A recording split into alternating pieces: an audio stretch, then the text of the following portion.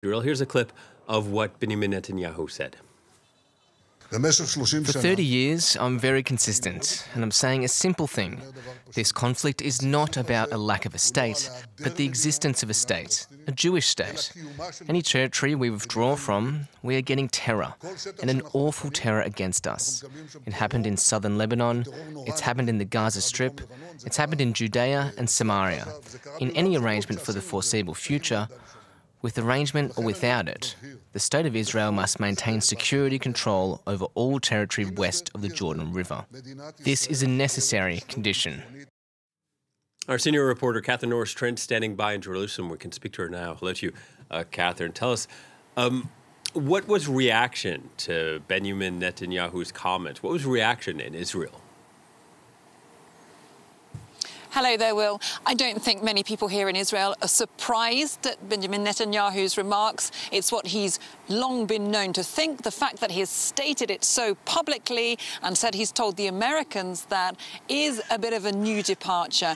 But there are fissures in the Israeli political landscape. People not so much commenting on the fact that he says there's no pathway forward to a Palestinian state, as really questioning the aims and the strategy of Israel's offensive on Gaza now. So you've had for the first time a minister in the war cabinet, a minister without portfolio, Gazi Eisenkot, coming out and saying, basically contradicting Netanyahu, saying that the government is being untruthful if it says that all Hamas cells can be completely eradicated. He also said that there should be elections held within months. And this is looking increasingly fragile now, the ruling coalition, which came together after the October the 7th Hamas attacks on Israel.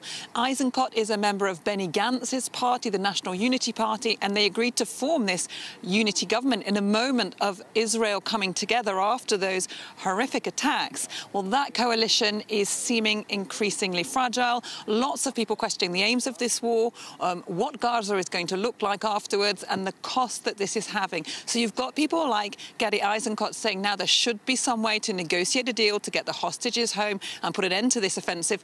Of course, that is diametrically opposed to what Benjamin Netanyahu is saying himself. Yeah, and after Netanyahu's comments, Israel carried out further bombardments of Gaza overnight and into this Friday. What more can you tell us on that? Yeah, so the reports we're getting from in Gaza suggest heavy bombings in Khan Yunis, that city in the south of the Gaza Strip.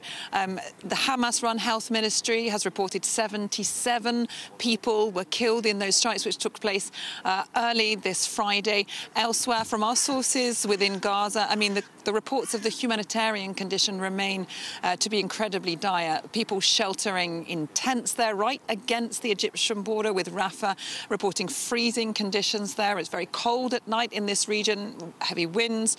And the struggle to get enough food, of course, is something we've been talking about that continues. And our sources tell us that as soon as any aid trucks do come in, well, they're basically pillaged. There's a breakdown of law and order, and that very little of that is going through to the people who need it, that it's being taken off by some kind of mafia-like groups, and there's a huge inflation on the black market for things like basic goods. So people not only living in fear of the continued bombing and the continuing military operation, but just the struggle to survive continues to be incredibly difficult inside Gaza. All right, Catherine, thank you very much. Catherine Norris-Trent reporting from Jerusalem. Joining